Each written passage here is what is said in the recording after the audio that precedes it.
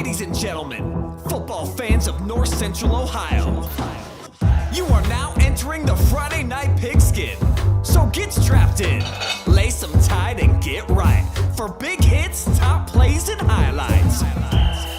All coming your way from under the Friday Night Lights. The most exciting sounds and sights, gridiron action to serve your viewing delights. Let's go. Friday Night Lights. Get hype, it's Friday night. Friday Night Lights. Get hype, here we go now. Friday Night Lights. Get hype, it's Friday night. Friday Night Lights.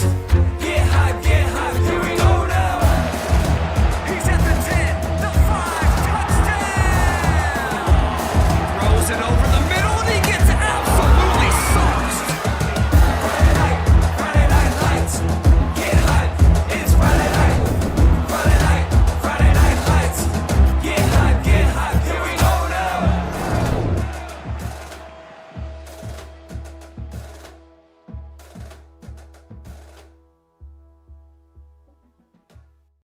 They'll roll forward out to the right, and on the run, it's caught. There's the star-studded wide receiver, Parker Weithman, jumping over defenders. Parker Weithman. You see a star-studded wide receiver right there. We got a star-studded show for you. Week 12 of the Friday Night Pigskin. We are strapped in. We are ready to bring you some crazy highlights. There were some unbelievable finishes. Still waiting for a couple of videos to trickle in here. But man, oh man, what a night of football for North Central Ohio.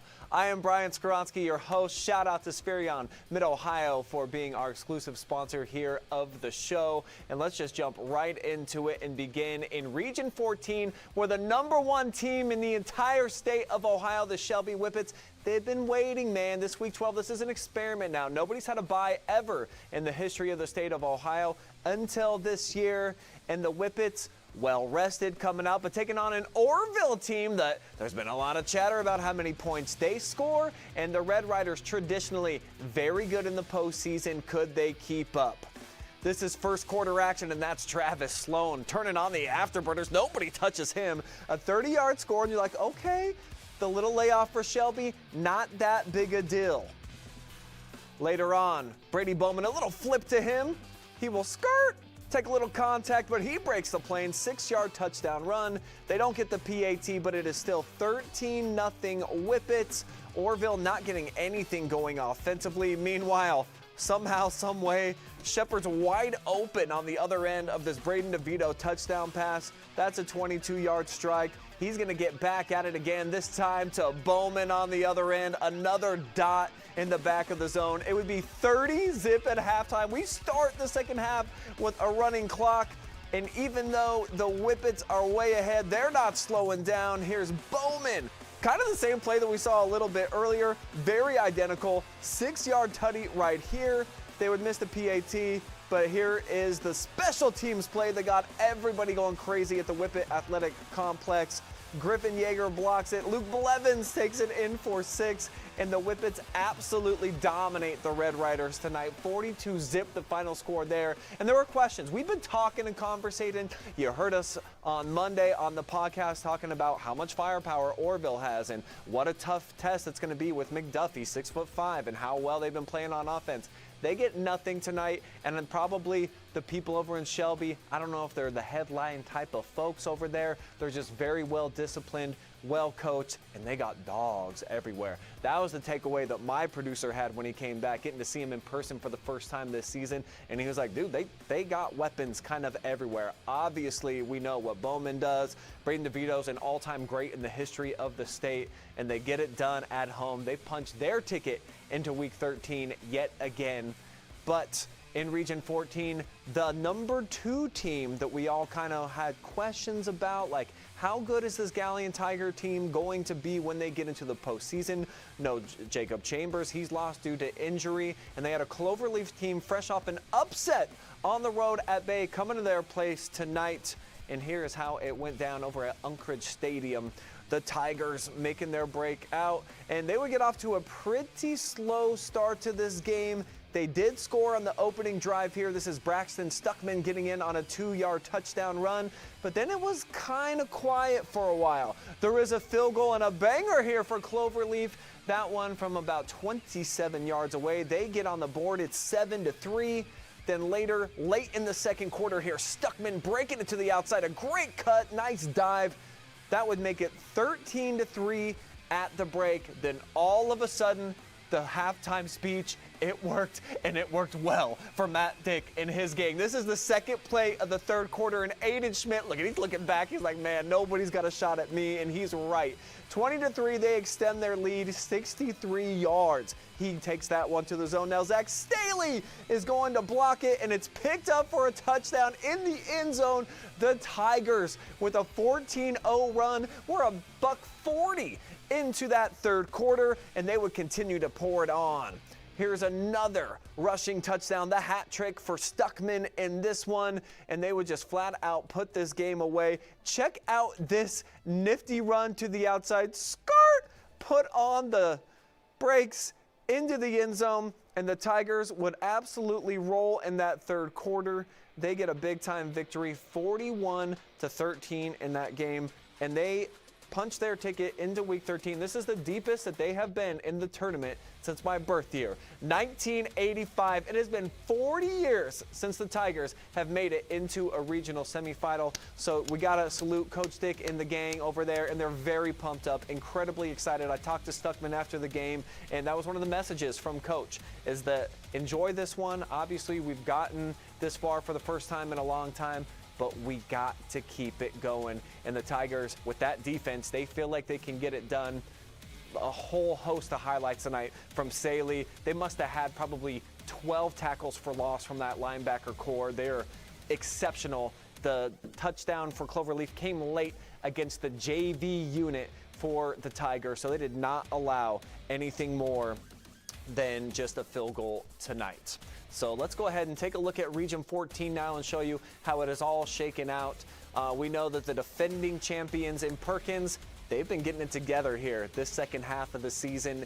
They are going to be a force to be reckoned with. They get a huge win. They're going to be coming over to Heisey Park next week. Number 6 versus number 2. I probably got to go check that one out and call that game. And then on the top, you see that the Bath Wildcats, they were a big winner tonight. It was all blowouts actually across the board. Really no good games. And Shelby's going to be taking on Bath in that one. That is the Final Four in Region 14. That is going to be a really fun finish, but certainly it looks like the top 2 seeds are the teams to beat, and then the Perkins Pirates picking up some steam with a huge road win tonight, shutting out Napoleon, the Wildcats, at their place. We're going to check in now on a game that took place in Region number 10 tonight, but it looks like we've lost them. Okay. Looks like I will do the highlight. Let me find these notes. But it was Toledo Central Catholic on the road at Lexington tonight. And what a tough draw for Lexington. You win your league, you get a first-round bye, and oh, by the way, now you got to play a team that goes to the state championship just about every single year. Their defense played well early, but TCC there, that was a Jeremiah Fuller 1-yard touchdown run.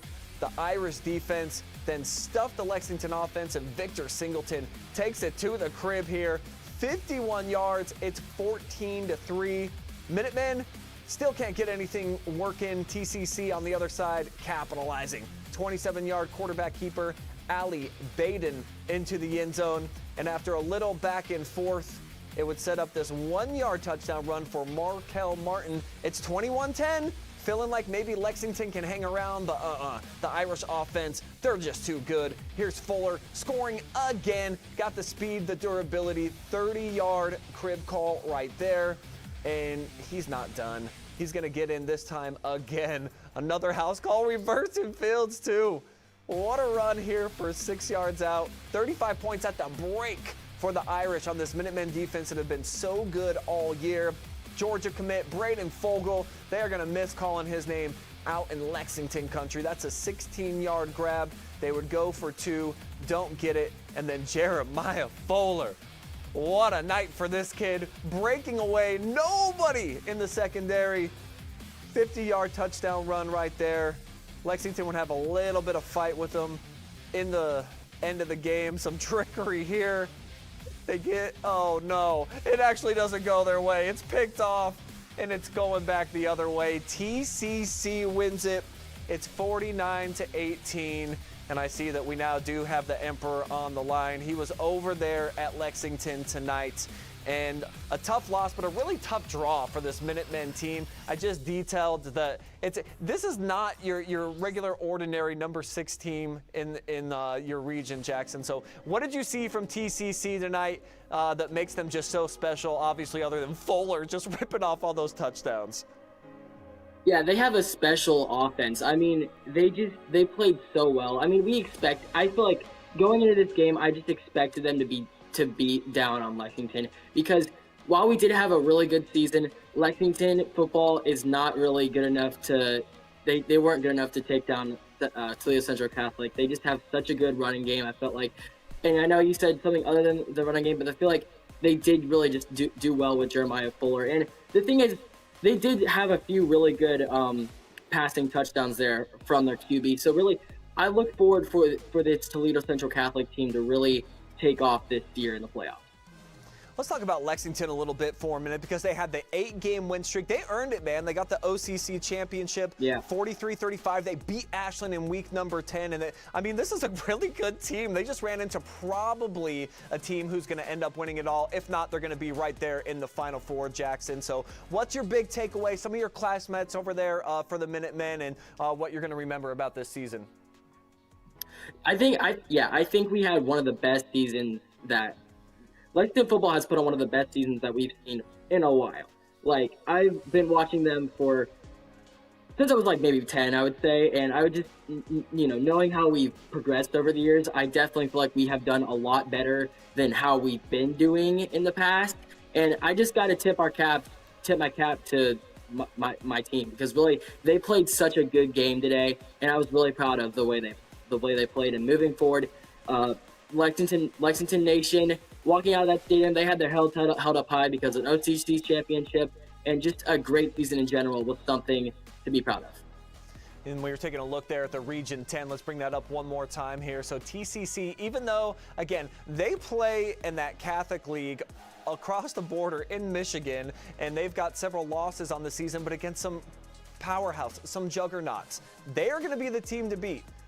Wapakoneta, though, they're the number 2 seed. They're undefeated too. Coach Moyer's group with a huge win over a conference rival tonight, 41-16. And then you see Buckeye. They've been having a phenomenal year too. I believe they're also at 11-0 on the year. So this is going to be a tough Final Four to get through. But certainly from what you saw tonight, Jackson, the Irish probably are going to be favored, even though they have to go on the road to Wapakoneta. Yeah, I don't think them traveling really affects anything. Like what we just saw tonight, they came all the way from Toledo to, Mansfield, Ohio to take on the Minutemen in what was a complete and utter domination. So really, I do expect them it shouldn't be too much of a problem. I think they'll be able to move on just fine. All right, appreciate the insight here, Jackson. I did notice, though, you had on a Mighty Ducks jersey when you were about to start the show, and you might have taken it off. What was the reason for the wardrobe change? Did Mom say maybe it wasn't appropriate for OH Report, or what were you thinking? I honestly don't know. I just took it off because, I don't know, I was just like, what would look better? I guess I just took it off for some reason. I really don't have a reason to take it. Quack.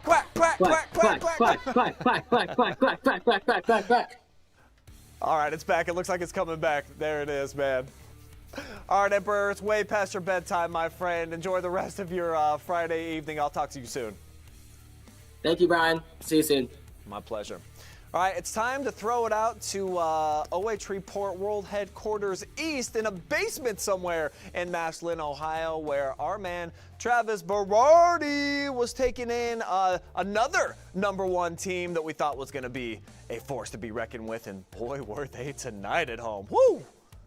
Yeah, you guys were quacking there just a moment ago, but I'm going, ha-ha, ha-ha, because the Hillsdale Falcons, they flew in this one, but it was against a team that we thought might have put up a shootout in this one. Canton Valley coming into this game, putting up 78 in their last game, over 5,000 yards of offense, but it's all Falcons. Owen Sloan, 4 yards on his first carry, 7-0. Then after a 3-and-out, Cale Lewis scrambling and finding his number 1 target. Hayden McFadden back of the end zone, 20 yards. It's 14-0. Another 3-and-out, another Hillsdale touchdown. Lewis to Lewis, knocks Lewis from Cale, makes it 21-0. First play of the second quarter, and hey, we barely got to get down on our camera as Hayden McFadden gets his second of 3 touchdowns. And then Aiden Hoffman's going to jump the route here. It's a 39-yard pick 6, untouched, 42-0 at that point. 63-6 is the final here as Hillsdale completely rolls Canton Valley. And like I said, Canton Valley over 3,000 yards passing coming into this game on the season, over 1,500 yards rushing, and they finished with about 150 total yards. It was just a total domination from the Hillsdale Falcons. Cale Lewis only played 1 half, 10 of 12, 208 passing yards, 4 touchdowns, and he added a 7-yard rushing touchdown. Owen Sloan only needed 8 carries in the first half, 51 yards and 2 touchdowns. And Hayden McFadden had a hat trick on only 3 catches, 96 yards in total. So it felt like the break was good for them. Obviously, that they've been nursing like some minor injuries, but they come in, they're healthy, Travis. They put up a 63-point performance tonight. This team, it feels like a squad of destiny. So moving into the next round, are we expecting more of the same here from the Falcons? It didn't seem like they gave us any reason not to expect Trevor Klein and the boys to just keep toppling teams, at least right now within the region where they're a heavy favorite, I think, to advance and get to a Final Four. Oh, absolutely. They played a near perfect game. The only one downfall, A.J. Brown, their kicker, got hurt on a kickoff after the 3rd touchdown. And you're thinking, oh, no, the kicking game's down. No, Brock Bauer comes in, goes perfect on extra points until A.J. Brown's brother at the end with the backups kicked an extra point. But Brock Bauer, he looked like he could be kicking from about 45, 50 yards, crushing them right down the middle. So we'll see how A.J. Brown is for the next game, but that's the only downfall. They take on a 4th seed in Sims Valley, who's going to have to make a 3.5-hour trip just north of Huntington, West Virginia, up to Hillsdale next week. So that's got to play into something, but we're already seeing that number 1 seed, oh so important now, especially in this region, because it's such a big region that you have to travel a long way. So we see a number 1 seed take care of business at home, Travis. How about a number 11 seed that absolutely buzzsawed somebody last week in the Danville Blue Devils? They go on the road again tonight. They got to take on what you think is probably a better team, a more quick team to handle them. And I don't know what's gotten into these Blue Devils all of a sudden, but they don't look like a double-digit seed right now. They don't, and they look like Danville playing in the playoffs. And, well, let's get right into the highlights. Cy Wallace scoring early and for the first touchdown, less than 2 minutes in, 16-yard rushing touchdown, 8-zip with their patented 2-point conversion. Right before the end of the quarter, well, Cy doing Cy things. 53 yards, weaving in and out of traffic, 2-point conversion. Again, good. It's 16-0.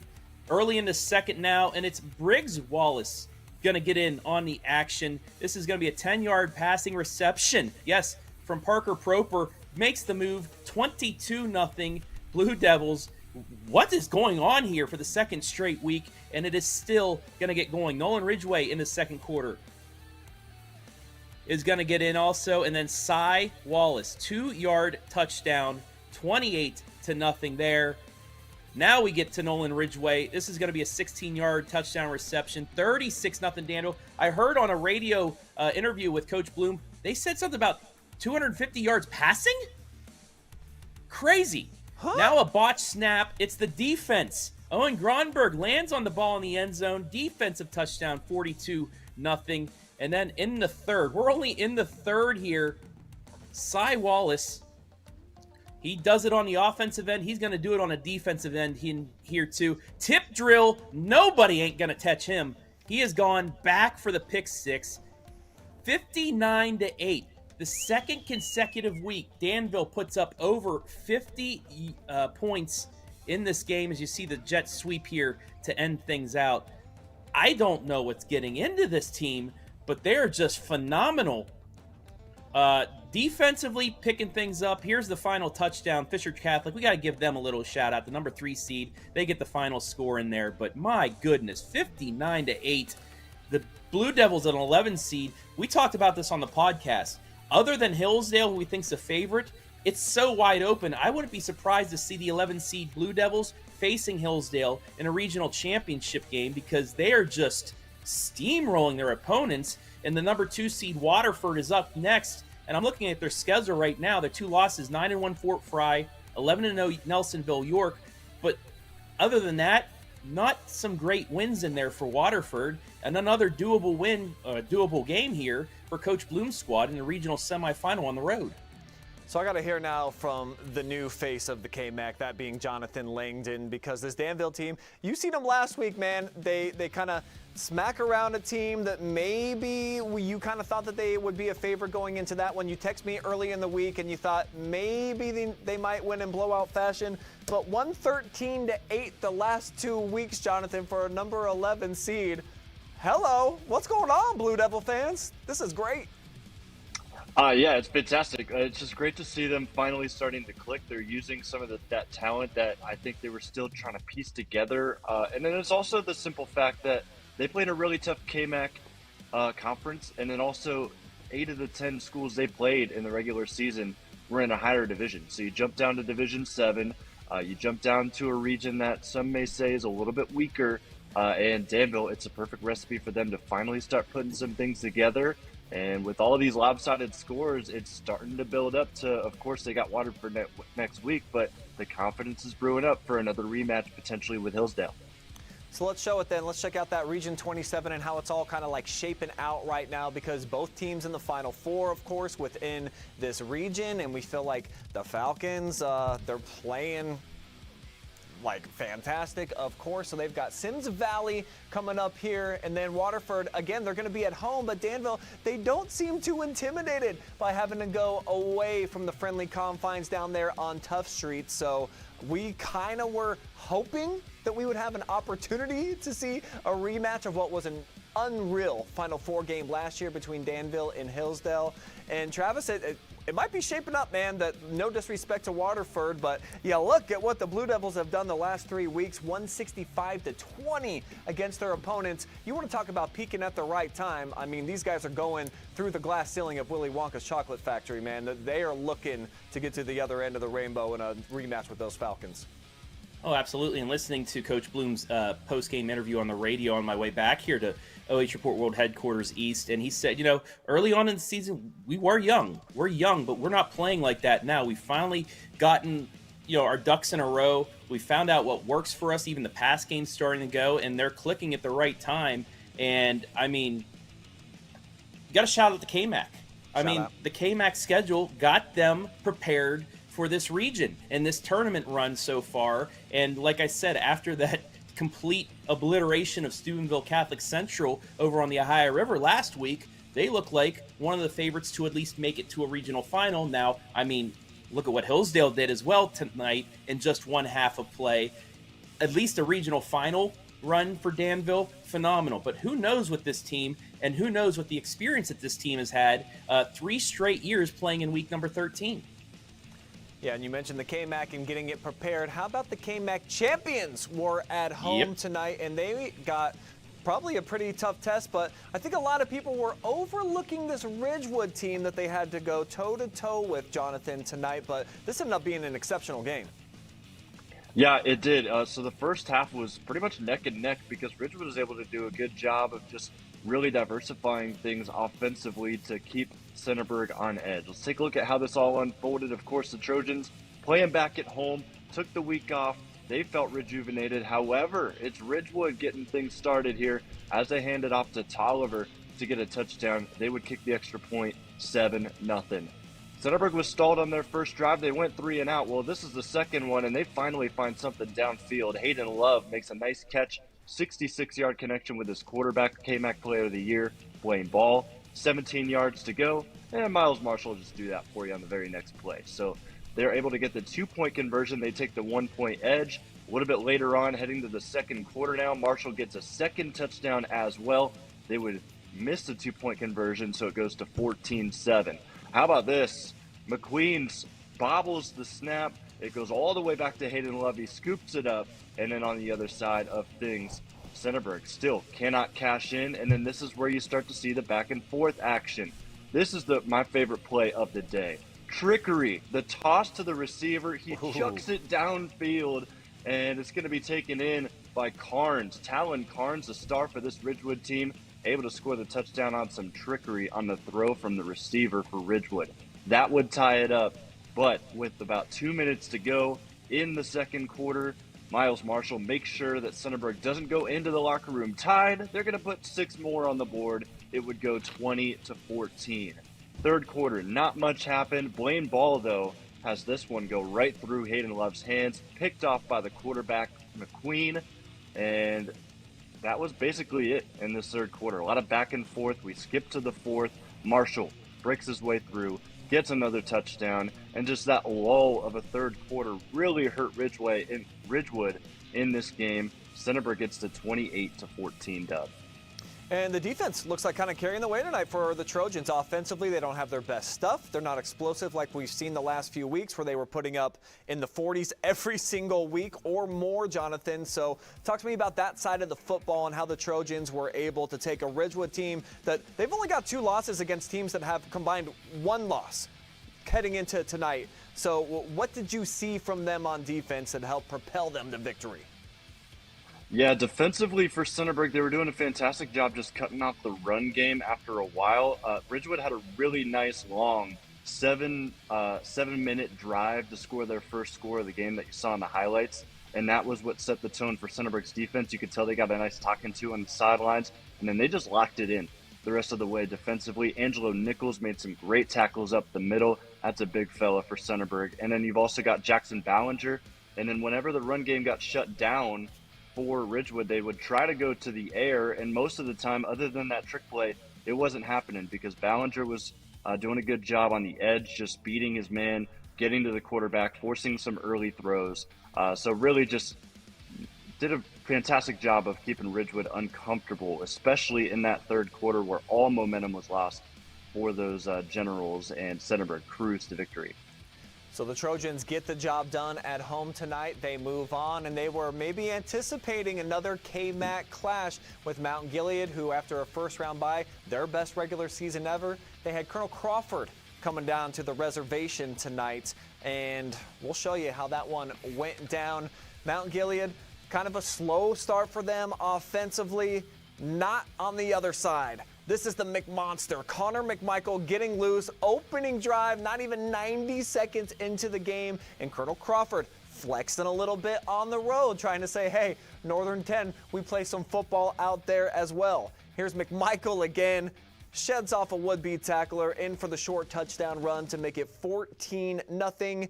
And now Parker Weithman, you heard the call on this one, leaps over a dude. I don't know how he keeps his feet. He's a track stud. He takes it in. That's a 53-yard catch and run, 21-0. It's the first quarter. Mount Gilead doesn't know what hit him. And how about this catch? Absolutely ridiculous. The Mossing tips it to himself. Parker had a crazy day, his second touchdown over 50 yards. And how about this one on the punt return? Or what is it, a catch?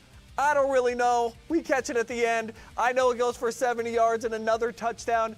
It is blowout city down on the reservation. And now here goes Baker. He's going to cruise 64 yards. Look at the blocking downfield. Everybody getting involved. 64-yard touchdown run. Mount Gilead late in the game, already determined with the outcome, trailing by 42, but they do get a pitch and catch. Summerfoot in the back of the end zone to make it 42-8. So Jonathan, obviously for these Indians, it's a heartbreak city, and talking to the producer for the game, they're playing a lot of country songs that really tug at your heartstrings. The seniors are making their last walk up and down. So before we get into the Eagles, kind of put a bow on the Indian season and Mike Reed and everything that they accomplished, because it really was one for the history books, but that's not what you want to see, how your season's going to come to a close, of course. Yeah, before I get to that, the atmosphere was fantastic. I saw a comment on that broadcast that Colonel Crawford fans were stunned by how beautiful the field was. Great Bermuda grass over there at Mount Gilead. They do it right over there for the home games. But just getting over to this team and what they were able to accomplish this year, they had the size last year to be a really successful squad. They go 4-6. They bounce back. They lose a couple of pieces, but they overall just regroup, continue to use that size to plow through the KMAC outside of Centerburg. Coach Reed just had them playing the right way, I think, the entire season. I got to give kudos to Coach Reed. I'm excited for him and what this team was able to accomplish this year. It's unfortunate that at the end that you run into a team like Colonel Crawford that's so two-dimensional that it becomes hard, especially when you have a team that really excels against the run. But whenever you've got a Crawford team or a Centerburg that loves to do both, it's always tough to contest. Yeah, the Eagles' only loss is to Cary, baby, and we saw what they did.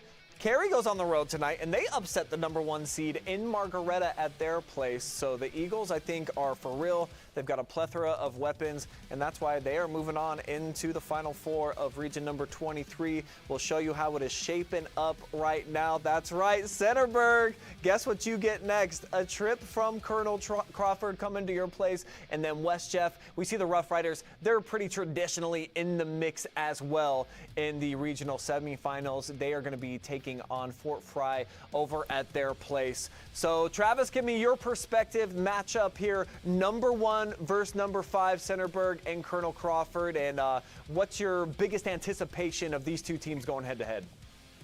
Well, I think Centerburg got the big battle test tonight. Remember, Ridgewood was a team Northmore had to knock off in a regional semi last year. They bring most of their players back. And like you said, only a couple losses as well. Indian Valley, who was undefeated, and Garraway, they lost to those two teams. So that was a big test they were able to pass this week. Now Colonel Crawford steamrolling their way through as well. I think the winner of this game is your regional champion, and I think it's going to be a very, very big battle. Crawford, I think, is a little bit more beefier up front, has the running game, but, I mean, you have the finesse, you have the speed, you have the defense of Centerburg. This is going to be a phenomenal matchup down in the heart of Ohio, and I do believe that the winner of this one will go to the Final Four. Well, Langdon, you're going to have the call for this one. Obviously, this is the team that you wanted to follow in Centerburg, so this is probably the matchup that you wanted. I don't know. What was your feeling, Mount Gilead, and then the Eagles? Who did you think was going to emerge, and what do you think now that you saw what Colonel Crawford did tonight? Just with the two-dimensional play I was talking about before, I did lean Colonel Crawford in this game, and I guess big time. I didn't expect it to be this big, but those Eagles, they are big, as Travis said up front. I think McMichael versus Marshall is going to be the best running back duel that we see out of area backs this year. It's just fantastic to see those two really just get to work.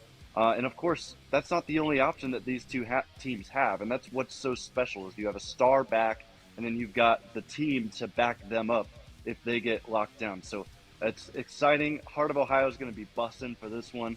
And the Trojans, I really feel good about them getting a little bit of adversity there against Ridgewood. That could serve them well going up against Colonel Crawford, that I think could definitely jump out and do the same exact thing. And the Trojans will have to kind of look back to that game they had tonight to try and get themselves right and try to get the win. Yeah, if you're Centerburg, you love that you get that one at Trojan Stadium. That place is going to be absolutely rocking coming up next Friday night. And a lot of other places were as well. We've got plenty of highlights. This is going to be a commercial-free show, so we're not shutting down anything right now. But I do got to flip back the calendar because we had some amazing performances in week number 11. So let's go ahead and take a look at who your winner was for the top play of the week from the opening round of the high school football playoffs. We give you nominees, you decide, and your pick was this, and I think you got it right. Killian O'Brien in the back of the zone, one hand is all he needed for a big-time touchdown, 16-yard connection. Nathan Bernard with a great throw, but just the sticky fingers. For the top play of the week, O'Brien from Bernhard. Good stuff from the Ashland Arrows.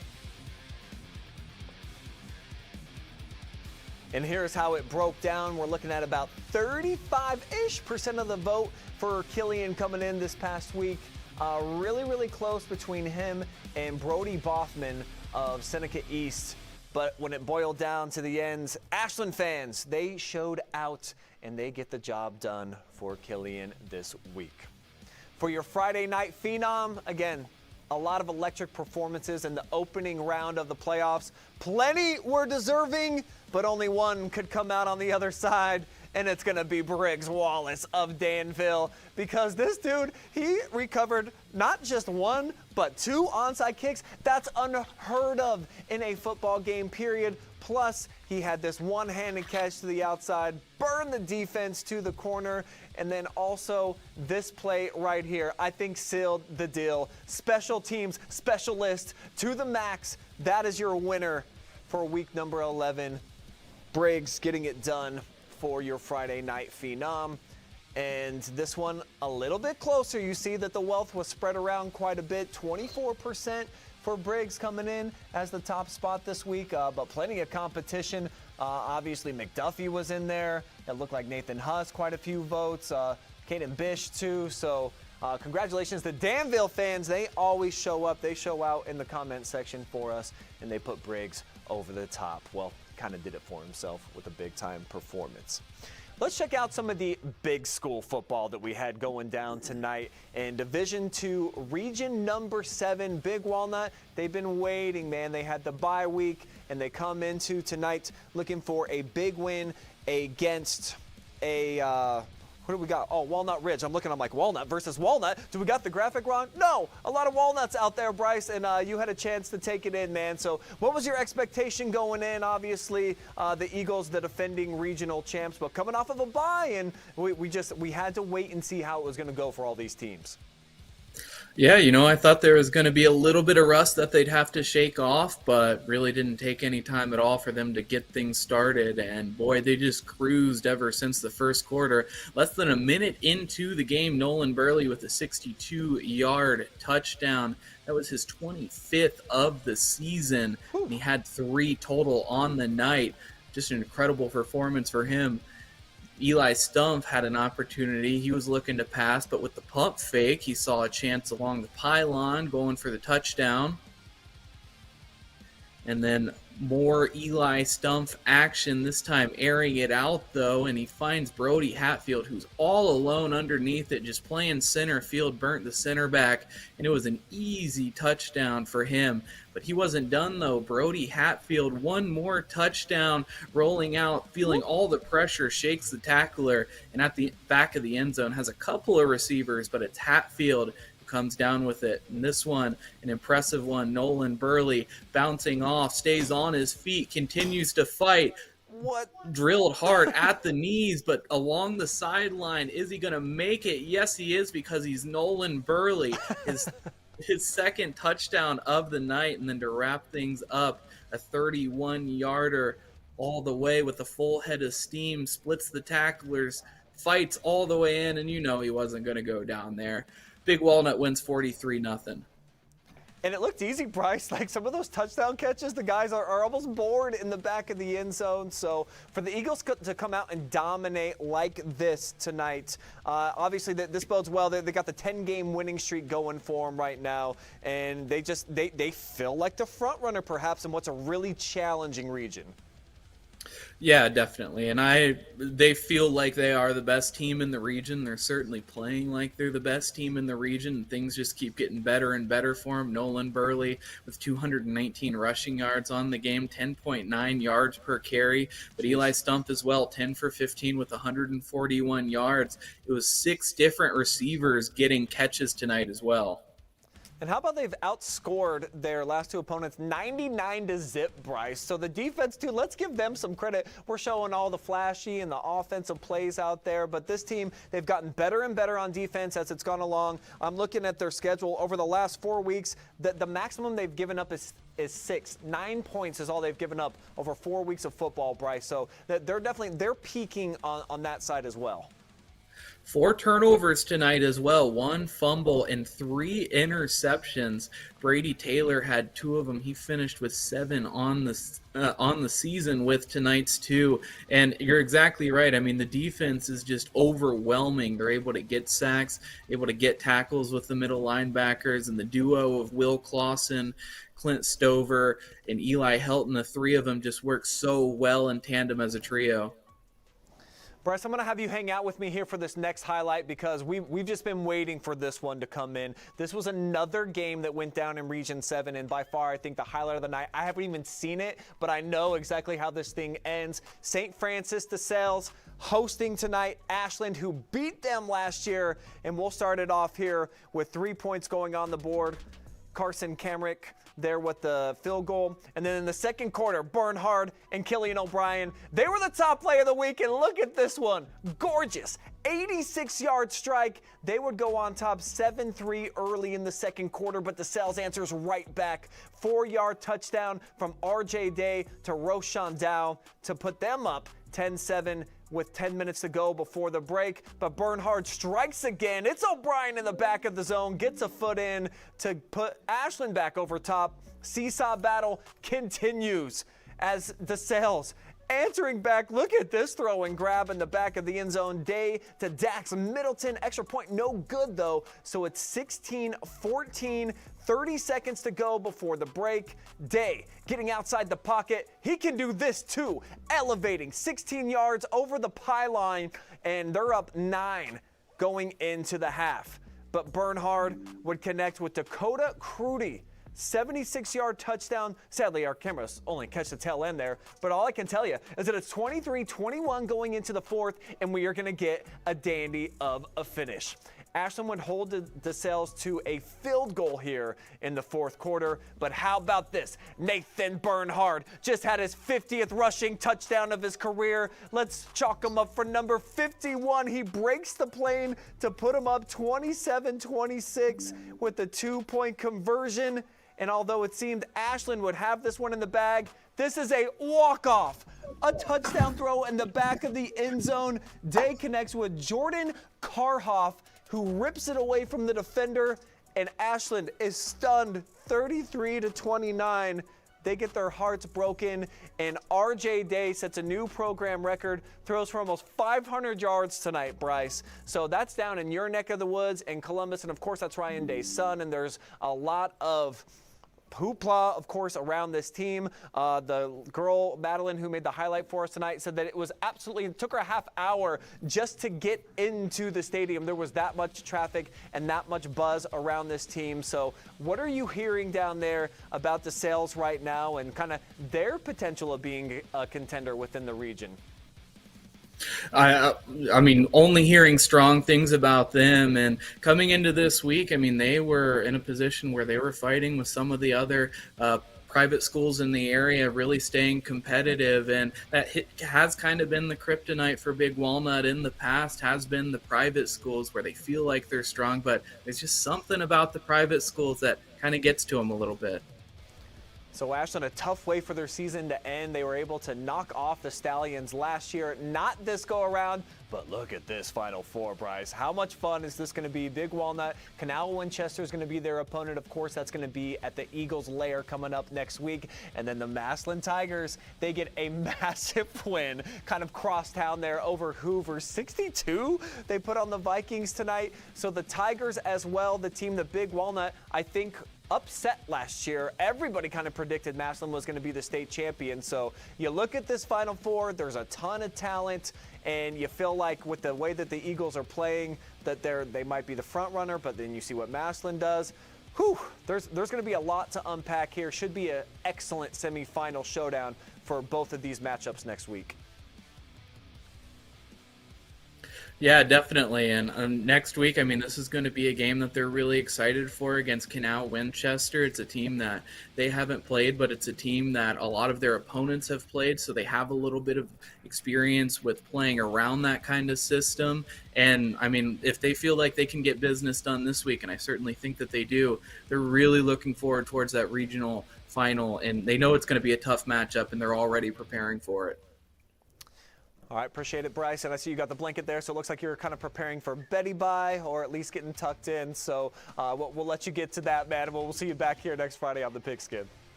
We'll see you then. Thanks.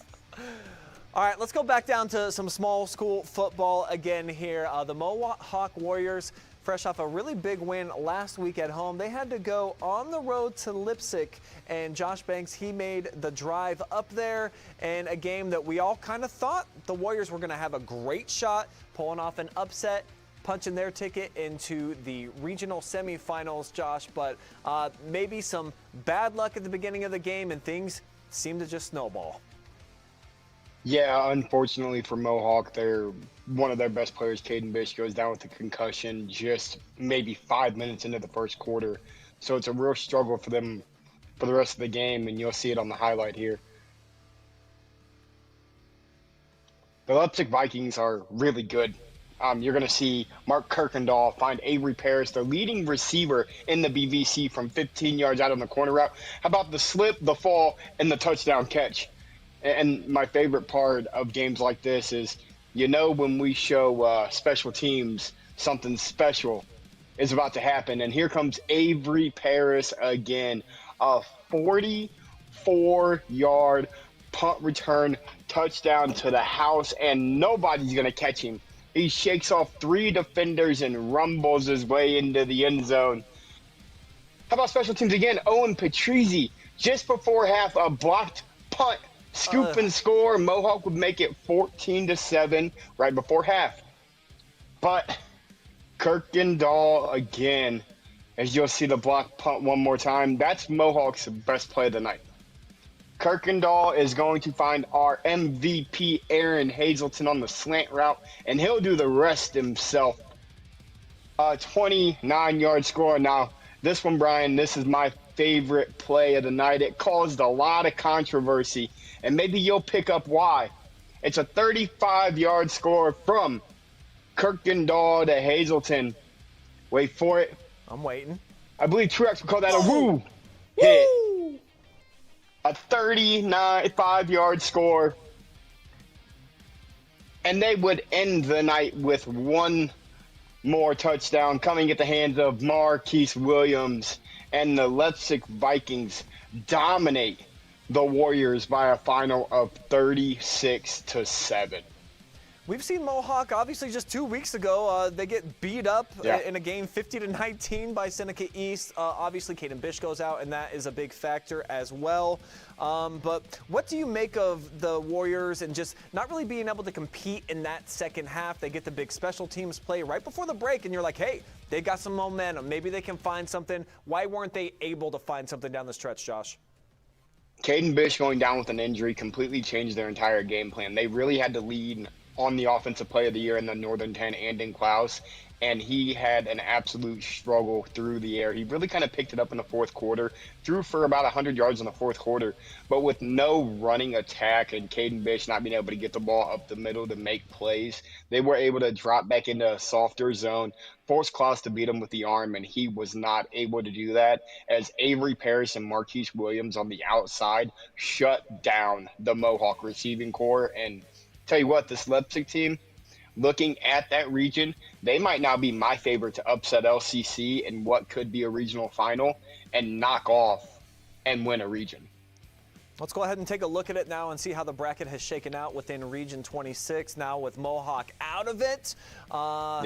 Leipzig, a chance maybe to take on LCC in the championship if they can get past Pandora Gilboa and Columbus Grove as well. That's a team traditionally. We've seen them as recently as just a couple of years ago in a regional championship. So there's some really quality teams. They say tradition never graduates, and it feels like it with those 4 teams that are still remaining out there, Josh. From your study on Leipzig and what they've been doing here recently, where have the Vikings factored into the playoff picture over the last couple of years?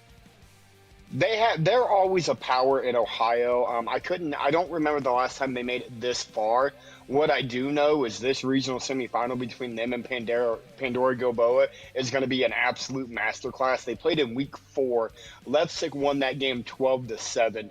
Both teams have gotten dramatically better. Their offenses are both absolutely amazing. So that's going to be a lot of fun. But a lot of people I spoke with tonight in the Leipzig press box actually thought Mohawk was going to win this game. Again, I think the Caden Bish concussion really played into that. But again, this Leipzig defense came in allowing less than 200 yards of offense and allowing about 15 points per game. and they proved why they're the 3 seed and why they're as good as they are. And I mean, let's talk about their one loss was to the best 5 seed in the state in Findlay Liberty Benton. Yeah, that's a pretty good point. Quality program, and they got things going right now. Appreciate you for the time there, Josh, with the Mohawk highlight. And now we will move on into region number 25, where a team that was at home tonight, fresh off of a bye, was looking for their 8th straight win, that being the Monroeville Eagles, with Malvern coming over to their place. And we had Chris Bliley on the case for this one. And it feels like a lot of energy going for Monroeville right now. They've got the good vibes going, don't they?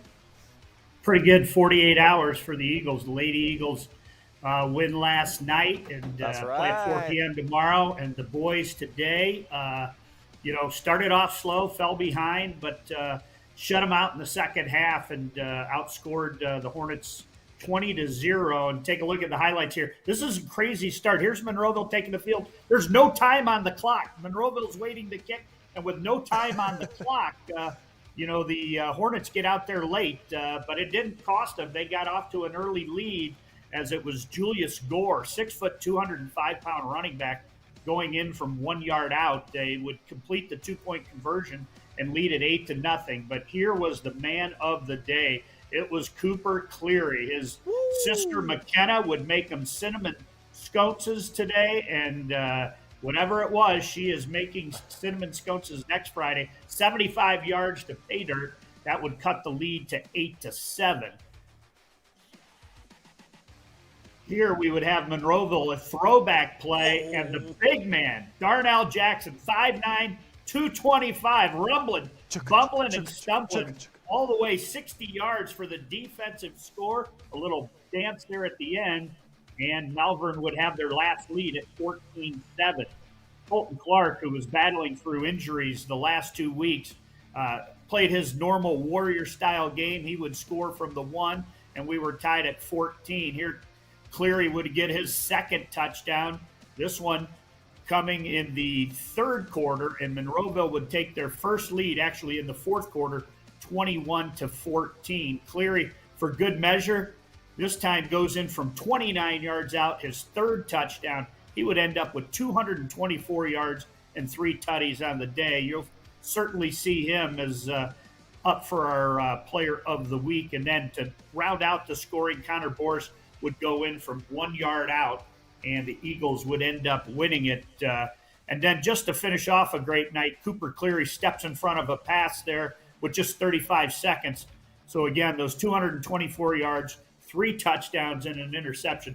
Cooper Cleary was our Underground Utilities MVP tonight, and it was well-deserving. Tell me about the atmosphere out there. Obviously, Marshfield, a little bit of an upgrade and all that, Chris, and then people are all buzzing just around that community in general, like you said, because they're going to be playing for a state championship on the volleyball floor tomorrow. But just what was it like out there within the bleachers and then everything around it? Well, I can't tell you much about the pregame, but I can tell you Peens was jumping in the postgame as I was there with some of the parents. I do want you to know, Brian, that a couple parents approached me at the postgame party and told me that the She Shed is now trending. They were asking me if I'll be shooting tonight's episode from the She Shed, but I told them I probably would not. Yeah, hashtag She Shed. And where is it? Why are we in the house tonight? Well, the wife was out in the She Shed, and she wanted me to be quiet while she was watching a movie. So, okay. Well, we'll keep it down. We did bring up this is a cinnamon. It's called a scone, unless scone. Yeah. It's a kind of a fancy baked item. His sister actually told me it was called a scone, but I think it's spelled like sconce. Whatever it is, it fueled the Eagles to a big victory, and now they're in the Final Four of their region. Chris, let's take a look at Region 25, and what tough tests coming up for them here next week. They're going to have to go away from Marshfield and take on an undefeated McDonald team coming up here this next week. On the other side, Mogador, a team that, such tradition out there, and then East Canton, the Wizards. Ooh, I love that. That's who is in the semifinals right now. So give me just kind of your initial thoughts without studying too much on McDonald, who was a 28-13 winner over JFK, who you saw last week, and what the Eagles can bring against a team that was able to be the #1 seed in Region 25. Well, I really think, and when I saw this bracket, if we have a healthy Colton Clark, I think Monroeville goes into McDonald and beats the 1 seed next week. I don't think there's a big difference between the two teams. When we covered Norwalk St. Paul and Warren JFK last week, they were saying they thought Warren JFK could pull the upset over McDonald. So I don't think there was a lot of difference between 1 and 8. East Canton, who has to play Mogador, they were second in the conference that Malvern was in. So, I think they're very on par with Malvern, who basically Monroeville handled after the first 12 minutes. Yeah, that's a great point, and I'm checking it out right now here too. I see the Western Reserve went down tonight. I see 42-6. I got a couple of text messages today just saying that they thought that they really had a good chance, and then Hopewell Loudon might just be a different creature entirely. But you were kind of our Firelands Conference guy, so just one team standing here, and it looks like it's going to be the Eagles, and we're giving them a pretty good shot in that regional championship game. I've got one more shout out. Obviously, I'm shouting out to Lady Eagle volleyball team and Coach Nestor and the football team. But I got to shout out Ben Paul. We had no internet at 7 p.m. at kickoff. Ben gets on the phone, dials up a couple numbers, and midway through the second quarter, we had internet. And thank God we were able to get off my hotspot and bring a good second half to the viewers that were out there. So if you were watching, my apologies. But Ben Paul, you were the man for getting that internet in the second half. Ben Paul, the real MVP tonight for the Eagles. Man, he should have got his own post-game interview, Chris. Mr. Don't Sleep Till Brooklyn Bliley, logging all the miles right now. Are we sending you out to McDonald next week? I believe we're going to McDonald next week. And just for good measure, we have a 274-mile round trip to Latonia tomorrow that Josh Banks and his son are going to make with me for the 8-man football state championship. If you haven't watched the 8-man football, it is really fun to watch. They play on a regulation, 100-yard football field with 10-yard end zones. They bring the sidelines in about 10 yards, but it is really an up-and-down game. You see a lot of the games that are 52-48, and we'll have a team from Erie County, Sandusky St. Mary's Central Catholic Panthers, who are playing Chalker tomorrow. That's at 6 o'clock, so I know Monroeville plays St. Mary's in a lot of sports. After you're done watching your Lady Eagles play Tiffin Calvert, tune over to either Channel 4 or Channel 6 on YouTube, and we'll have an 8-man football state championship. I had one more thing to say, though. You said Bryce Coder had a blanket. That looked like a Snuggie from the show Shark Tank. I think he bought a Snuggie from Shark Tank. Well, Bryce Coder, he's a very posh, living type of cat, so I would not be surprised if it was indeed a Snuggie and not just your standard, regular, run-of-the-mill blanket, Chris. So that adds up. And since you brought up the Lady Eagles and going head-to-head with Calvert, I see we still got Big League hanging out with us. So real quick, we just previewed the 8-man football. Travis, what else can the great viewers of Always Report come to expect tomorrow? Because we've got a full slate, baby. Well, let's first shout out Buckeye Valley. The football team had their first home playoff win. They went to Steubenville, and the Big Red got them by 30. Sorry about that. But, hey, your Buckeye Valley Lady Barons are playing at noon tomorrow for a state championship. We'll have the audio cast at noon, and then after we'll have the restream, and then at 4 o'clock, it's the big one. Number 5 Monroeville, who swept number 4 Russia in a phenomenal match going up against the powerhouse that is Tiffin Calvert, the number 1 team, undefeated in Division 7, Brian. And this Calvert team, as I just lost one of my earbuds, but I can still hear you. Calvert is just a different animal, man. They are phenomenal. Their services are great. They had multiple aces in their match against TCC. But I think the Lady Eagles will be up for the test, and we're going to have one heck of a match there at 4 o'clock. Also, Pleasant, the Lady Spartans are going to be playing as well, with Jonathan Langdon going to be on the call of that one at 4 o'clock. But Monroeville and Calvert, number 5 versus number 1 in the state, according to the coaches' poll, and cannot wait to get back down there. That's why I'm here instead of at the studio tonight, because this gives me an extra hour of sleep because I got to get up early. Well, Chris, you've seen both of these teams, and Travis, since he's calling the game, we're not going to make him make a bold prediction, but the Senecas, I think they've only lost 2 sets all year, but Monroeville, they are hot right now. They've got the scones going on right now. Who do you think wins this game tomorrow? Well, I think if McKenna Cleary makes breakfast for the Lady Eagles, they have just as good a shot of anybody of beating Calvert. I mean, what Calvert has done is absolutely incredible. Not just this is the equivalent of the undefeated Miami Dolphins team, but I think they've only, I think they have 25 or 26 3-0 shutouts this year. Only 3 or 4 matches I think they've given up a game. So, if I'm Monroeville, I set my sights on trying to win 1 set, and then from there trying to build momentum. If you can win that first or second set and apply some pressure to Calvert, you never know what's going to happen. I mean, 2 extremely well-coached teams, and it is going to feature an embarrassment of riches in hitters tomorrow. I mean, the Adams sisters and Reber and everybody over at the Millers and everybody with Tiffin Calvert. It's going to be fantastic. And I also do want to shout out, one last shout out, Courtney Cleveland, athletic booster president for Pleasant Spartans. She will be watching from the U.S. Virgin Islands, St. Thomas. I talked to her today, so she'll be rooting on the Pleasant Spartans from St. Thomas in the U.S. Virgin Islands.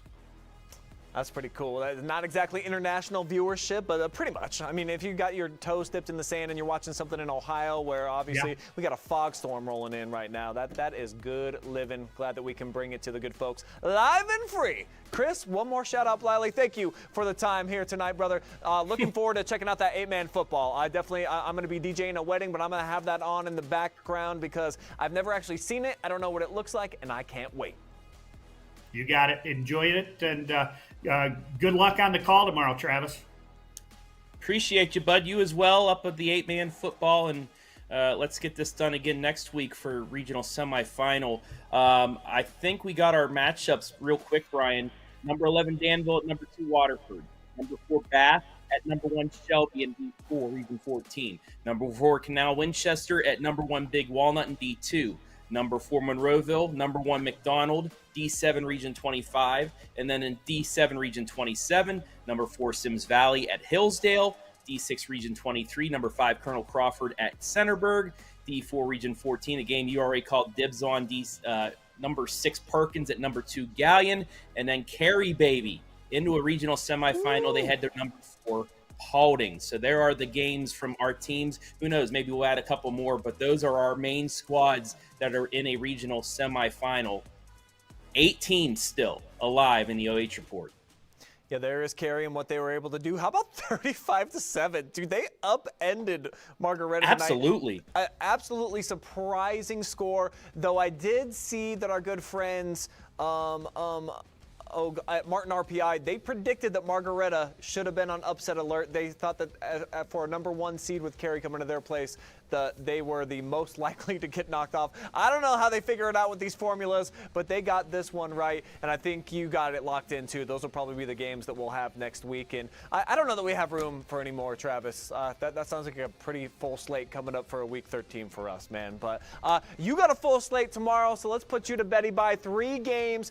Can't wait to keep an eye on all of them. Have fun down in Dayton tomorrow, my friend. We'll do getting up early, going to make the 3-hour drive, and then it's state championship Saturday here on the OH Report. Can't wait to get it done, and enjoy spinning the 1s and 2s at your wedding, sir. I definitely will. Get a little bit of extra cinnamon on the scones if McKenna has them for you guys in the morning. But I got to get to bed too. That's it. That's it for week 12. We got one more show, and then that's it. And then you're not going to see us on a Friday night again, guys. So enjoy it while it's here. Playoffs, baby. They're just heating up. We're happy to have them. See ya.